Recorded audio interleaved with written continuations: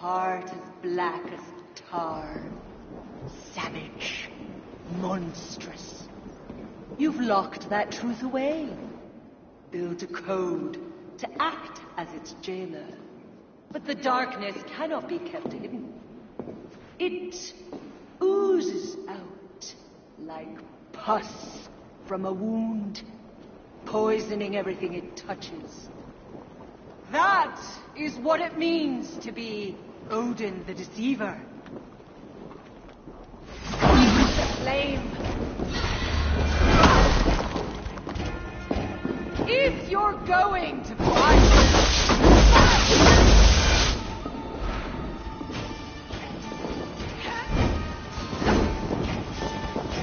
attend.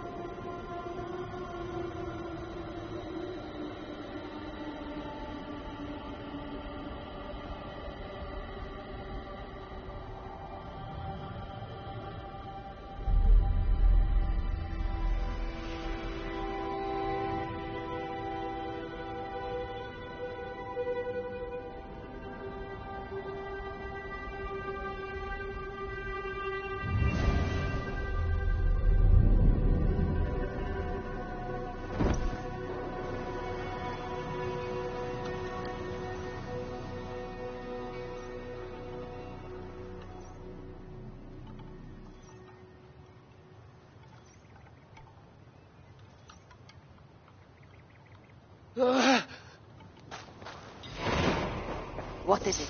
What did you see? All my struggles mattered nothing in the end. My son was lost before I began. His premonition come to pass. Your son? Balder, Harvey's son. You know what I mean. So Balder met his fate, as was foretold. Ever you have sought to elude the looms of the Nornir, but we are all caught in their weave. No, I will not believe it. There's more to see yet. Why was I thrown from my dream? Perhaps it was not the vision that rejected you, but you who rejected the vision. Perhaps you are afraid of it. I fear nothing. I think you do. And until you recognize that fear, give in to it, embrace it, the vision will not return. Some walls cannot be overcome by potions alone. Tell me what I must do. This saga does not end here. It cannot. Meet me in the forest when darkness lays upon the land. There we shall see how fearless you truly are.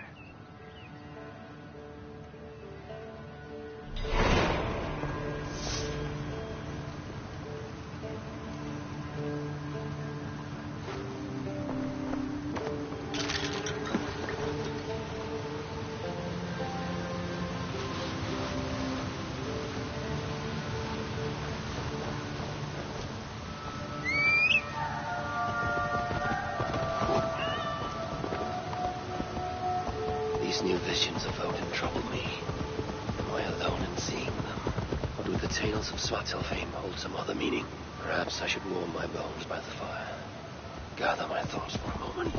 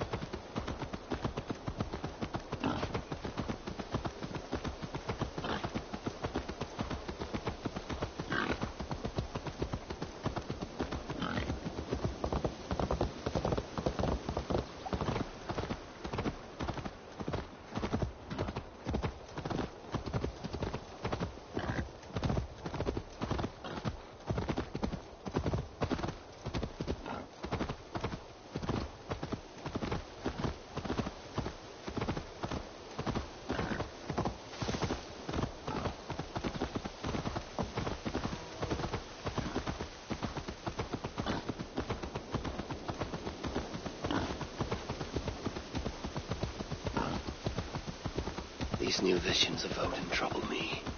Am I alone in seeing them? Or do the tales of Svartalfheim hold some other meaning? Perhaps I should warm my bones by the fire. Gather my thoughts for a moment.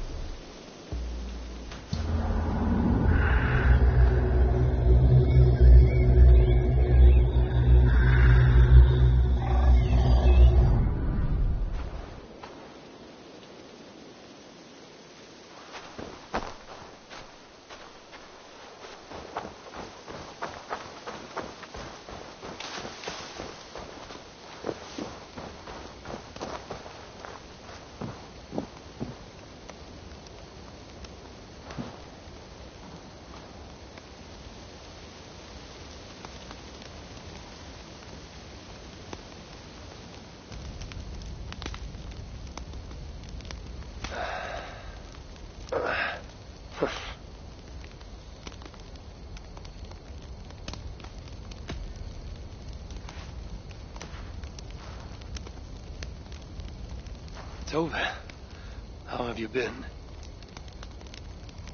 The fire made me think of the myths and legends Sven loved. Would you indulge me with a tale? I would be glad to hear of Svartalfheim. I would not tell it half as well, but his favorite was a fable, to remind us to find meaning in our deeds and not in how others think of us. Svartalfheim was not short of legendary dwarven blacksmiths. Everyone has heard of Ivaldi, of Brucker and Sindri.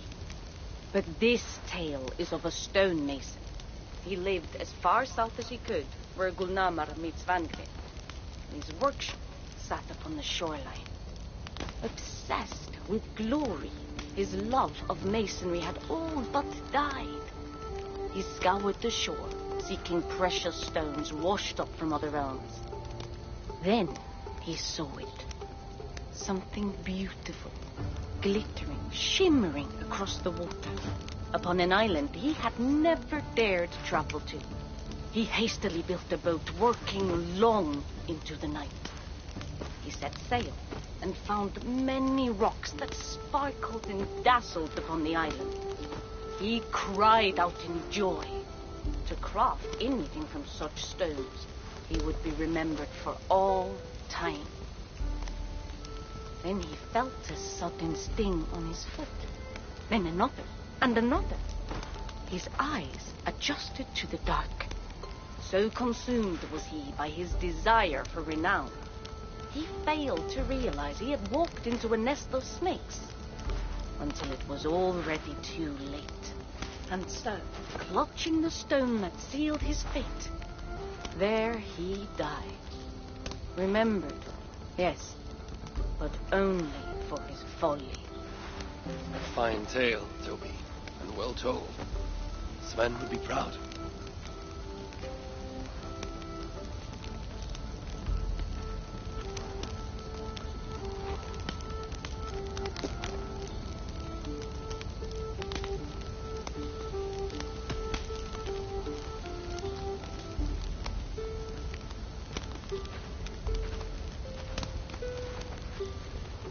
Are you and Bridget well? Of course. The flames soothe my mind. Pass through the tales told here. You have one to share, Gunnar. The legend of Svartalfheim. Aye. A story of a king who could not see the wood for the trees. Reidmar, greatest of dwarven kings. Within his palace in Gulnamar, he wanted for nothing except an heir. Reidmar and his wife had grown old. Perhaps too old. Late one night, consumed with worry, Reidmar walked in the shadow of his vast mountain-top palace, tears in his eyes. "The great king! What ails you?" a voice said. Afraid, Reidmar saw no one. "Who goes there?" he replied. Then he saw who addressed him. A vast and ancient tree, perhaps almost as old as Ymir himself. Reidmar sat upon its roots and told the tree he feared he was too old to give his subjects the legacy they deserved. The tree was so moved, it wept and offered its tears to Reidmar. "Drink, great king," it said, "and your woes shall be washed away." Reidmar observed the grass, the meadows, the leaves of the tree. His subjects' happiness could be seen in how they cared for the land. His legacy was all around him. Reidmar felt at ease, realizing he had everything he needed, and asked, that the land received the tree's gift instead. The tree's happy tears flowed evermore, enriching the land. 9 moons passed, and a baby's cry rang through Reidmar's palace. Long would dwarves place gifts in the weeping tree's roots, in memory of Reidmar and his kindness that shaped all he touched. All things happen when they should, old friend. I hope so.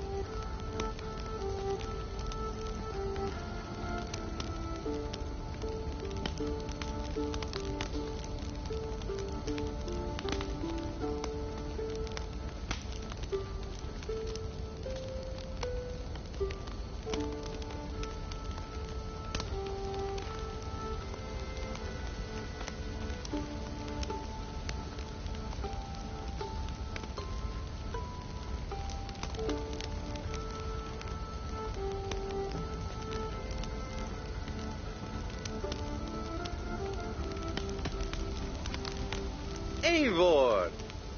Whatever is the matter? Have you been spending too much time drinking Valka's special sauces again? I'm troubled by visions of Odin and of Svartalfheim. They flood my mind without warning, without invitation. Aha! Which is how Thor flooded Svartalfheim. Thor, fast to act, but not so fast to think, would stomp and thump and fight and bump everywhere he and Mjolnir should go. One day, he fought a giant in Jotunheim with such ferocity that Thor's killing blow was felt through all 9 realms. The ground shook, mountains rose up, hills tore apart, creating canyons, and north of Svaladal, the massive lake that housed the springs of Yggdrasil split open, flooding all of Svartalfheim. The dwarf king, Hreidmar, acted swiftly. He built 3 mighty dams, preventing further damage to his realm, working alongside his beloved subjects. So surprised was one builder to see the great king working as an equal that he slipped, tumbling into the raging waters below. Without hesitation, Hreidmar leapt, once from his horse and again from the center of the dam's lip, diving into the frightful torrent. Before the builder could even cry for help, Hreidmar was pulling him onto dry land. And so 2 giant statues were built to honor the king, one for each leap of unthinking bravery, and stood until the end of days. Until Ragnarok. Aye, so you see, actions ripple outward, like a stone falling into a lake, or like Thor crushing a Jotun skull with Mjolnir. Affecting everything, whether foretold or unknown. I fear my tale has only worsened your concerns. No, a good story is a log that feeds a mind's flame. Thank you, friend.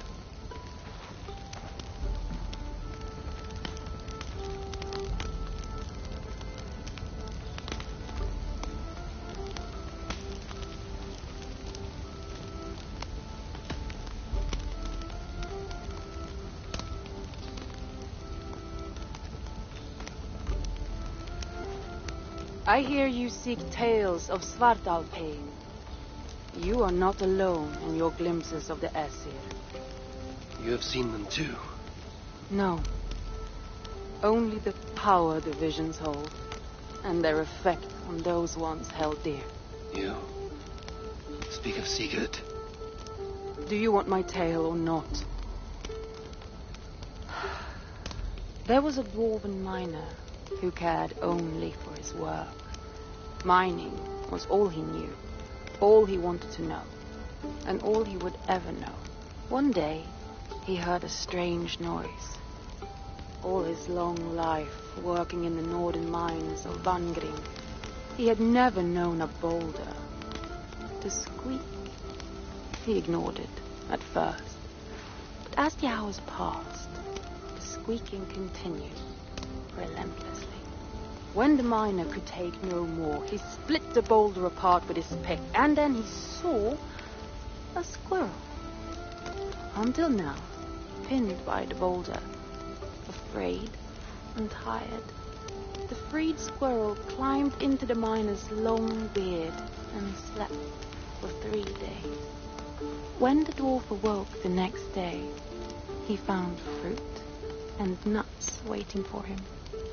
A gift from the squirrel, the first the miner had ever received.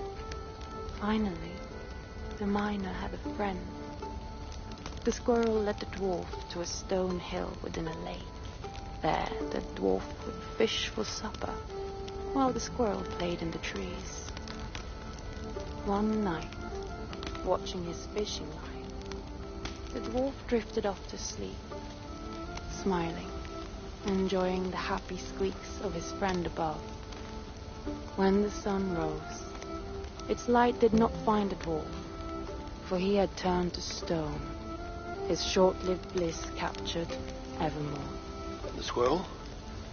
It never left his side, hoping his friend would awaken, just as the miner had waited for the squirrel to do the same. Sigurd. He is not lost to us.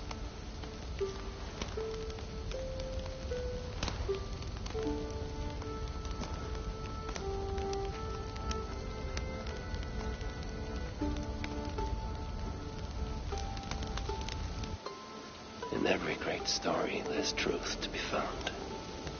I wonder what could be found in Svartalfheim, the place they spoke of.